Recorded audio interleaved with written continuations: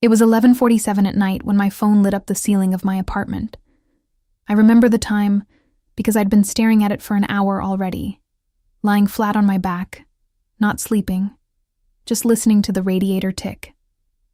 I almost didn't pick up. The number wasn't saved. Just a string of digits I didn't recognize, glowing against the dark. I picked up anyway. I don't know why. Some part of me must have already known. "Is this Danny?" A woman's voice, breathless, like she'd been running or crying or both. "Yeah, who's this?" "It's Margaret, Caroline's sister." My whole body went still before my brain caught up to why. I hadn't heard that name spoken out loud in almost 2 years. I'd built my whole life around not hearing it. Caroline collapsed tonight. At the house. They think it's her heart. They're not sure yet. She's at St. Vincent's. Margaret's voice broke in the middle of the sentence and didn't finish it. I was already sitting up, already reaching for my jeans on the floor. "She's asking for you," Margaret said. "Not for me. Not for our mother. For you. She keeps saying your name." I didn't answer. I couldn't. My throat had closed around something I'd spent 2 years trying to swallow. "Please," Margaret said. "Just come." I hung up and stood in the middle of my dark apartment for exactly 3 seconds, not moving, my bare feet cold against the floor. Then I grabbed my keys, and I didn't stop moving again until I was on the highway, doing 70 in a 35 zone, my hands shaking so hard on the wheel that I had to grip it the way Caroline used to grip the armrest when I drove too fast through the curves on Route 9. 2 years. 2 years of telling myself it was over. That I had imagined the whole thing. The silences in that car that weren't really silence. The way she used to say my name like it cost her something to say it. And one phone call undid all of it in under a minute. I drove through the dark not knowing what I was driving toward. I only knew I couldn't have stayed home. Not when she was asking for me.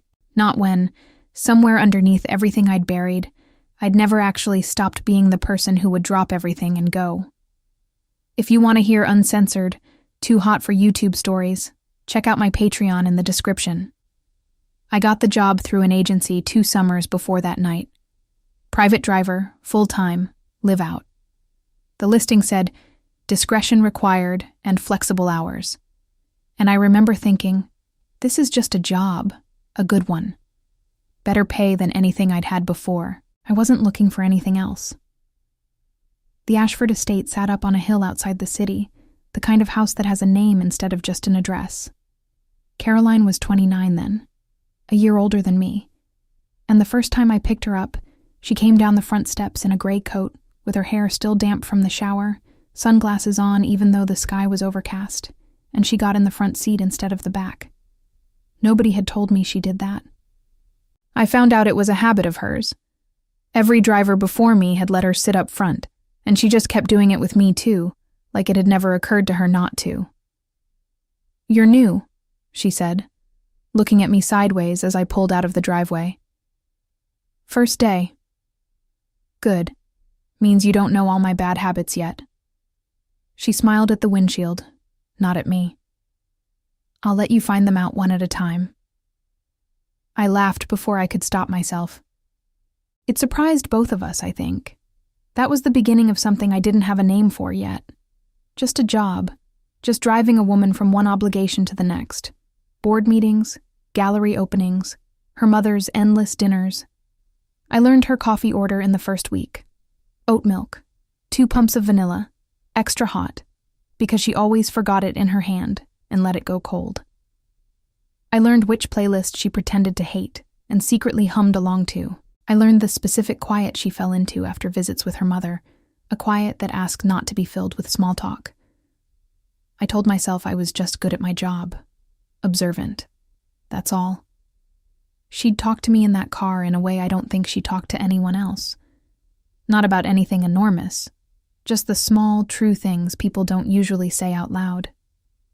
That she hated the color of her own bedroom and had never bothered to repaint it. That she used to want to be a marine biologist before her family decided what she'd be instead. that the happiest she ever remembered being was age 9, on a dock somewhere, before any of this, the house, the name, the expectations, had fully closed around her. I listened. I always listened. It was the one part of the job nobody had to train me for. Some nights, driving her home from some event that drained her, she'd go quiet for the last few miles, watching the dark trees blur past the window, and I'd glance at her in the mirror and think, she looks like she's somewhere far away from here. And some small, stupid part of me would want to follow her there. I didn't let myself think past that. She's my employer, I told myself. That's the whole of it. People talk to their drivers. It doesn't mean anything. I believe that, mostly. For a while, I believed it. It started small enough that I could ignore it. I began choosing the longer route home from the city, the one along the river, even though it added 11 minutes to the drive. I told myself it was less traffic. It wasn't. It was the only stretch of road where she'd roll her window down, prop her elbow on the door, and stop performing whoever she had to be for the people we just left behind. I started noticing things I had no business noticing. The way she tucked her hair behind her left ear and not her right. The exact octave her laugh dropped to when something actually surprised her, versus the polished version she used at galas. The fact that she always said thank you when she got out of the car, every single time, like it wasn't owed to her, even though everything in her life had taught her it was. I lost sleep some nights, replaying conversations that hadn't meant anything. I'd lie in bed running my hands over the exact words she'd used. Not the content of them, just the sound. Like I was trying to memorize something I knew I shouldn't be keeping. There was a night in October I still carry around like a stone in my pocket. We'd left to dinner with her mother early. Caroline didn't say a word for the first 10 minutes, just stared out the window with her jaw tight. And then somewhere past the second light, she started crying.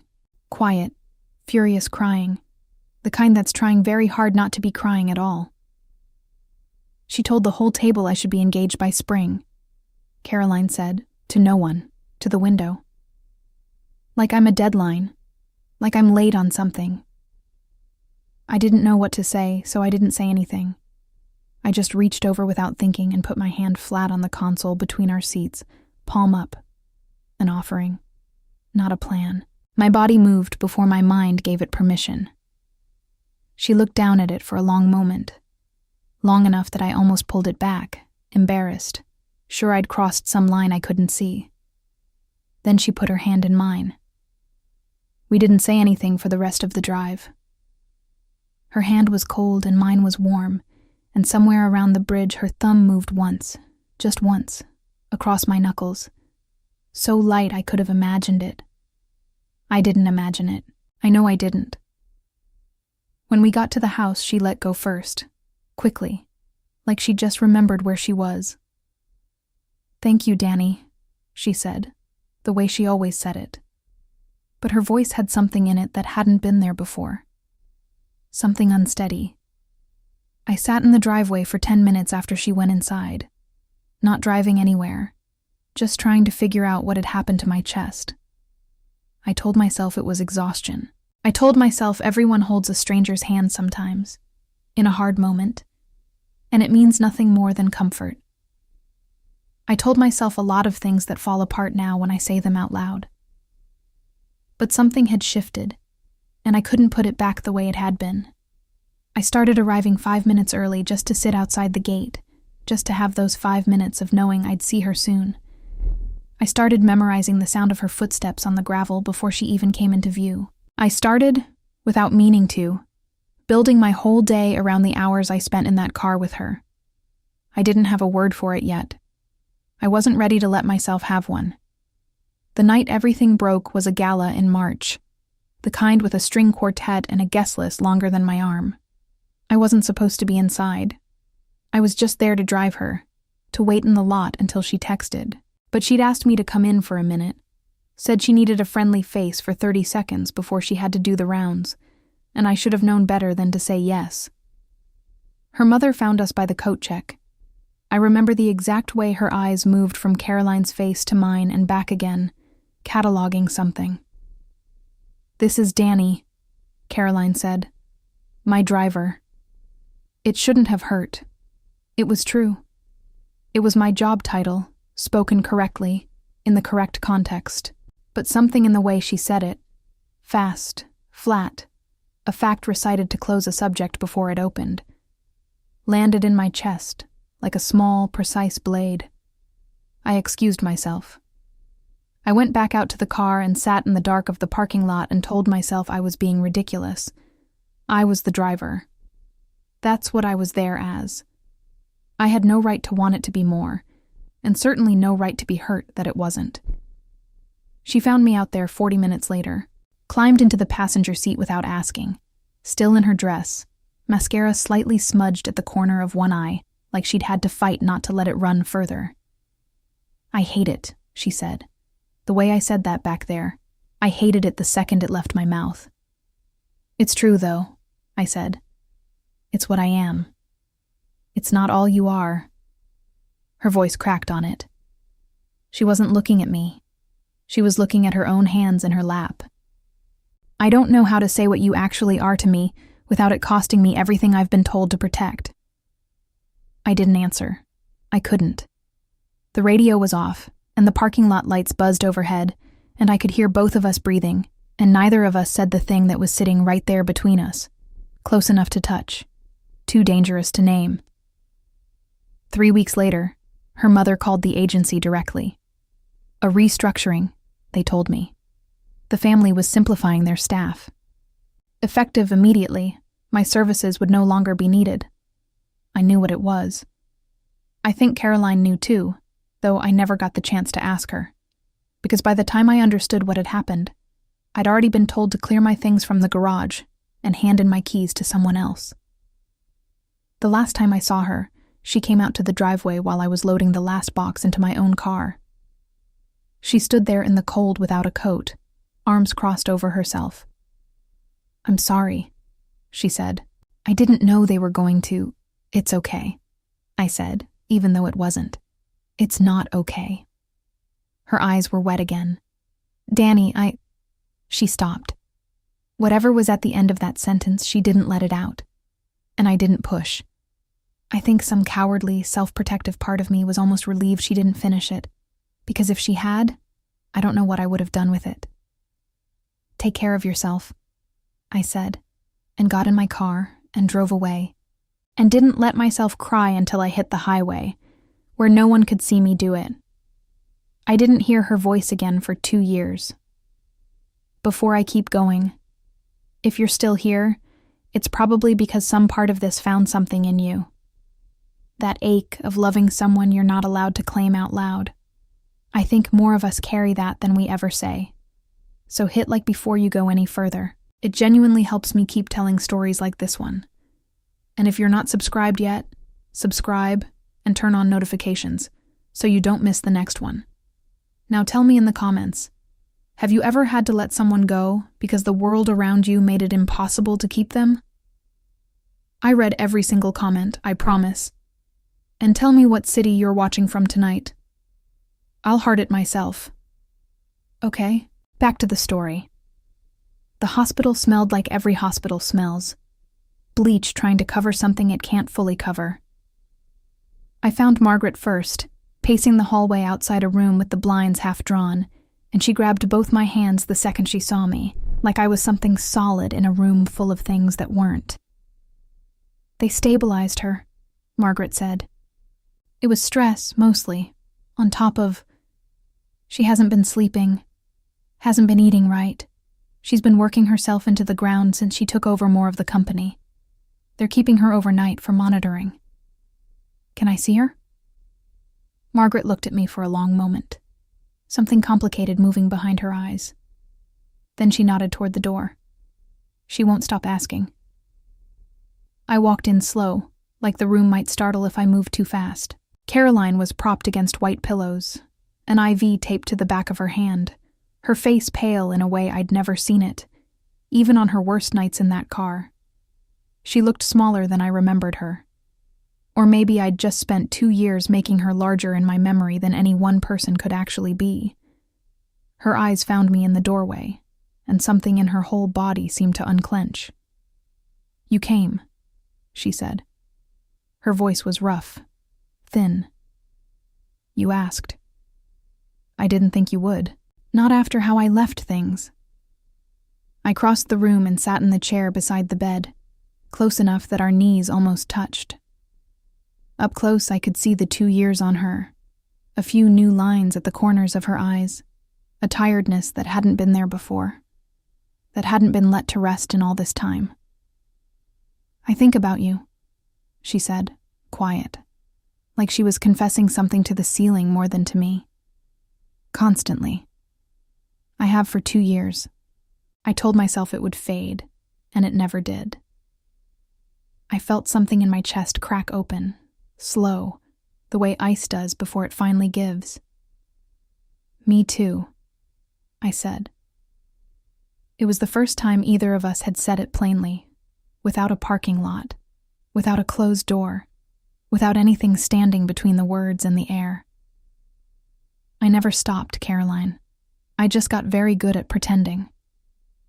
She reached for my hand the way she had that night in the car, palm up, asking without asking. I gave it to her. Her fingers were cold from the IV line, and I held them anyway, the way I'd wanted to hold them for 2 years without letting myself want it out loud. "I should have said something before they let you go," she said. "I've replayed that driveway 100 times. All the things I should have said instead of nothing.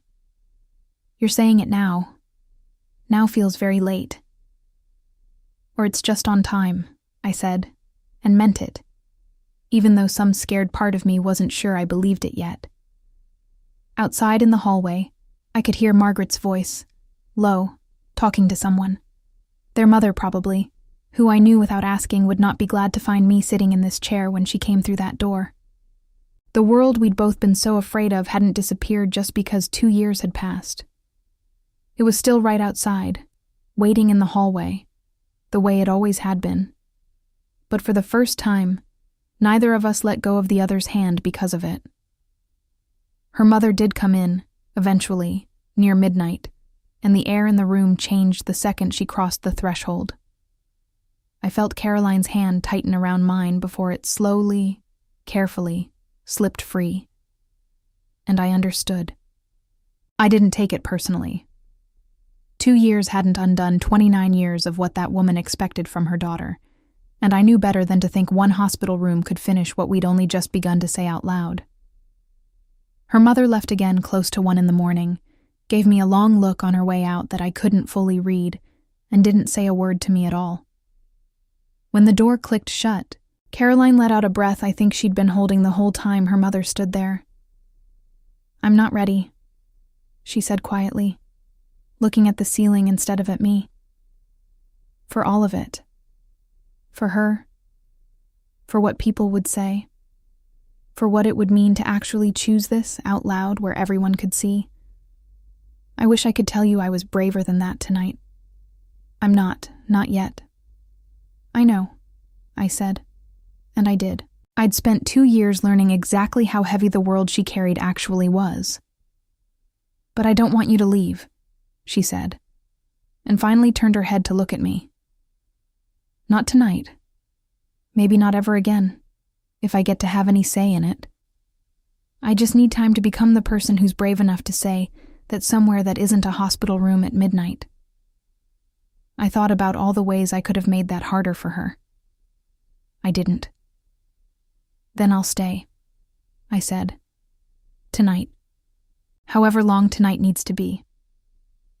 I pulled the chair closer to the bed until there was no more room between us, and she reached for my hand again, and this time she didn't let go when the door opened or closed, because no one else came through it again that night. I rested my head near her shoulder, and she turned hers just slightly, just enough that her forehead touched my temple, and we stayed like that a long while, not promising anything in words, because some things don't need to be promised out loud to be true. I didn't know, sitting there in that white room with the monitors humming, what would happen tomorrow or next month, or when her mother would be in another room again, or what Caroline would be brave enough to say to the rest of her world. I only knew that for tonight, She had asked me to stay beside her, and I had. And something in both of us had finally stopped pretending the other one didn't matter. That had to be enough for now. I let myself believe it could be the beginning of something instead of the end of it. I didn't get every answer that night. I didn't get a promise with a date attached to it. What I got was her hand, not letting go. And I've learned that sometimes the bravest thing two people can do isn't a grand declaration in front of the whole world. Sometimes it's just choosing, quietly, to stay. If this story found something true in you, type "wait" in the comments. That's how I'll know you made it to the end with me. And if you want to keep walking through stories like this one, the next video is already waiting on your screen. Thank you for staying with me tonight. I'll see you in the next one. If you want to hear uncensored, too hot for YouTube stories, check out my Patreon in the description.